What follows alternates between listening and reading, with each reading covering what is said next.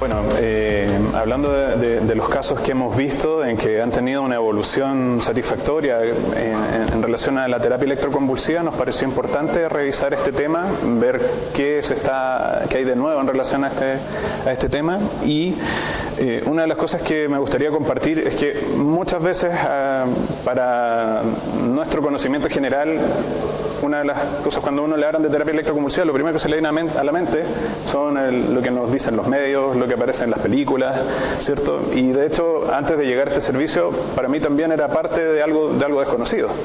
La terapia electroconvulsiva no es algo que usamos en forma habitual. Sin embargo, trataremos hoy día de revisar qué es lo que se está hablando en torno a este tema, cuáles son los estudios. Vamos a ver primero que todo una definición y generalidades y mecanismos de acción propuestos para esta terapia. Vamos a revisar cuáles son las indicaciones y contraindicaciones actuales, los resultados que se están viendo en los últimos estudios, los efectos adversos y finalmente algunas conclusiones y discusiones. En cuanto a la definición de terapia electroconvulsiva, se define como la inducción de una convulsión con propósitos terapéuticos, finalmente mediante la administración de un estímulo eléctrico de frecuencia variable al cerebro a través de electrodos que se posicionan en el cuero cabelludo.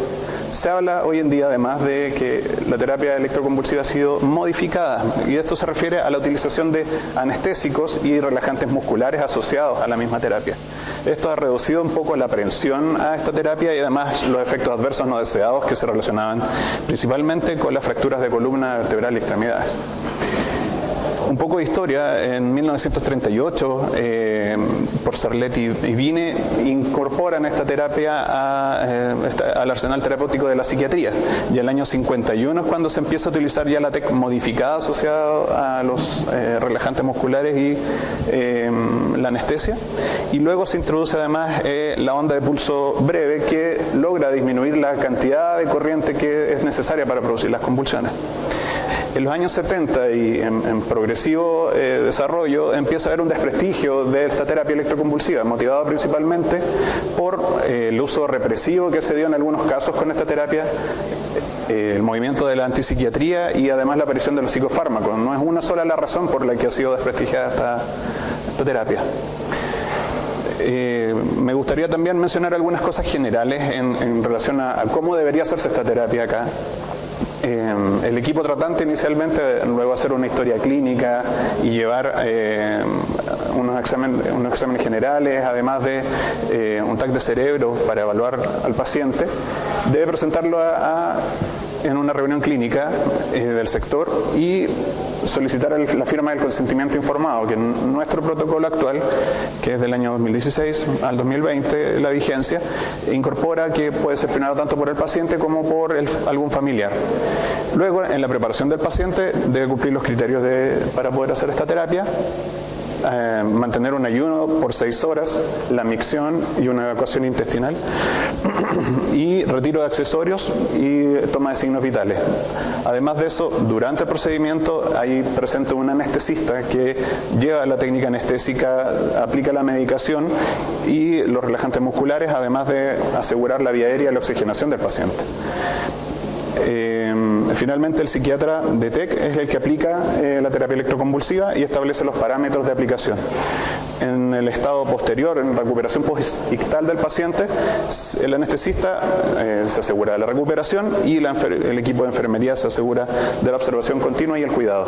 Aquí tenemos, por ejemplo, un paciente más o menos de cómo estaría en la terapia con electrodos para evaluar un electrocardiograma constantemente, a su vez un electroencefalograma con la vía intravenosa para administración de los medicamentos, un oxímetro de pulso y el monitor de presión arterial. Y estos serían los electrodos para llevar esta estimulación, esta administración de la terapia electroconvulsiva.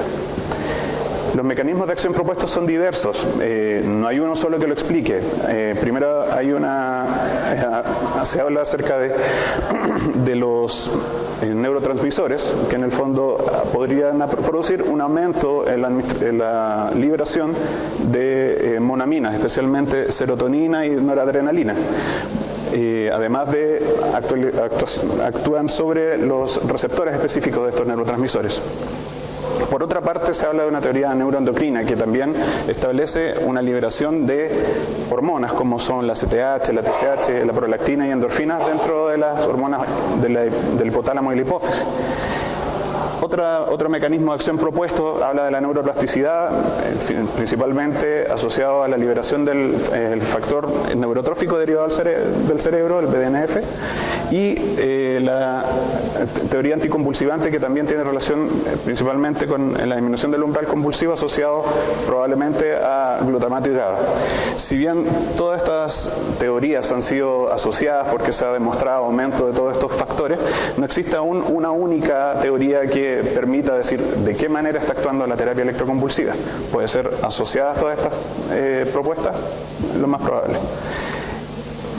En cuanto a las indicaciones y contraindicaciones, basándonos en la guía clínica del MinSal del año 2000, establece que las indicaciones más tradicionales son el episodio depresivo mayor, el trastorno bipolar y la esquizofrenia. Además de eso, asocia otras condiciones en las cuales podrían ser aplicadas, como son los trastornos psicóticos no especificados, como en el caso de los presentados en esta reunión, el trastorno obsesivo compulsivo, el síndrome neuroléptico maligno, catatonía y algunas enfermedades médicas, incluso como la enfermedad de Parkinson. Los criterios en los que debería ser utilizada esta TEC sería cuando se necesita una respuesta rápida y definitiva, cuando los riesgos de otros tratamientos sobrepasan los riesgos de la misma TEC, cuando existe una historia de escasa respuesta a psicofármacos y o una buena respuesta TEC previamente, o cuando el paciente lo prefiera, y eso también es importante considerarlo. Si es que cambiamos nuestra visión que tenemos acerca de la terapia electroconvulsiva, quizás los pacientes van a estar más dispuestos a recibir este tratamiento. Contraindicaciones absolutas no existen. Sin embargo, hay contraindicaciones relativas en relación al alto riesgo que podría tener principalmente el ámbito cardiovascular, como son un infarto o un accidente vascular reciente. Además, hay otros como un proceso expansivo dentro del cerebro que también podría contraindicarla, o las insuficiencias renales o respiratorias agudas. En cuanto a los resultados, ¿qué es lo que hay de nuevo de acuerdo a los últimos estudios? Vemos, me interesó este metaanálisis de este año con 4 estudios que valoran el impacto en la calidad de vida de los pacientes y la remisión de los síntomas depresivos cuando se les aplicaba la terapia electroconvulsiva. Presentaron en este caso mejorías significativas en todas las subescalas de este instrumento de medición, además de un tamaño de efecto medio muy grande en los scores de componente físico y de salud mental. Además, eso se asoció a la remisión de síntomas depresivos. De hecho, los pacientes que remitían sus síntomas depresivos se asociaba además a una mejoría de la calidad de vida en forma significativa. Otra revisión sistemática en relación al trastorno obsesivo compulsivo revisó de este año 52 estudios de casos, series de casos. No habían estudios randomizados en relación a este tema. Y la respuesta fue positiva en un 73% de los casos. Sin embargo, hay que considerar que en el seguimiento la mayoría de los pacientes que se abstuvieron a realizarse más terapia electroconvulsiva son los que más recayeron. En cambio, los que tenían una respuesta positiva fueron los que recibieron un nuevo curso de TEC. O sea, quizás haría pensar que a lo mejor requieren algún tratamiento de mantención, si es que es la TEC la terapia efectiva. Otro metaanálisis en relación a los factores predictores de la respuesta y la remisión en depresión mayor mostró que los factores que predecían una buena respuesta principalmente eran los síntomas psicóticos en los pacientes con depresión y la edad avanzada. Por otro lado, la gravedad mostró que predecía la respuesta pero no la remisión de los síntomas. Otro estudio, metaanálisis del año 2018, de 18 estudios clínicos randomizados, comparaban a pacientes que eran refractarios al tratamiento y que tenían esquizofrenia. Se comparó pacientes que usaban solo clozapina y la potenciación de la clozapina con el uso de terapia electroconvulsiva. Este metaanálisis demostró que la terapia combinada fue superior en cuanto a la mejoría sintomática, en cuanto a la respuesta y la remisión. Sin embargo, tuvo mayor frecuencia de deterioro de memoria y de cefalea. Sin embargo, estos efectos adversos eran leves y además eran transitorios. En el seguimiento que se hizo a los pacientes, a la semana o 2 semanas después, remitían estos efectos adversos. Este es otro estudio del año 2013, en donde se evaluaron 200 pacientes sometidos a TEC en un curso de 20 años, se hizo un seguimiento, y estos casos, la mayoría eran mujeres, de 39 años como promedio, y tenían comorbilidades médicas asociadas. Los diagnósticos psiquiátricos primarios de estos casos fue la depresión con síntomas psicóticos, luego la depresión sin síntomas psicóticos, la esquizofrenia catatónica y la manía. A esto se le hizo un seguimiento telefónico que se logró en 68 casos, y de esos el 84% aún estaban en tratamiento psiquiátrico y un 47% no habían requerido hospitalizaciones psiquiátricas nuevamente. En este sentido, este estudio además muestra una alta respuesta al tratamiento en todos los casos que se había considerado como excelente o buena, sobre el 80%, y más aún en la esquizofrenia catatónica, donde ellos reportan un 100% de respuesta excelente o buena. En cuanto a los efectos adversos que se han asociado a la terapia electroconvulsiva, este mismo estudio evaluó los efectos adversos inmediatos durante el procedimiento, como la arritmia o la convulsión prolongada, y las complicaciones inmediatas, que son antes de las 72 horas. La mayoría presentaba ninguna de estas complicaciones durante el procedimiento, y las más frecuentes, en el caso de las inmediatas, era la confusión mental y la cefalea.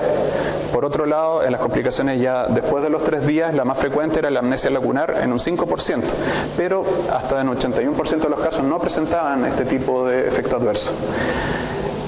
Y a este seguimiento que se le hizo de caso, el efecto adverso que persistió por más tiempo fue la alteración de memoria, y en 2 casos solamente fue presentado hasta 6 meses posterior a la TEC, y esto se había remitido, y solo un caso persistía con la alteración de memoria al contacto.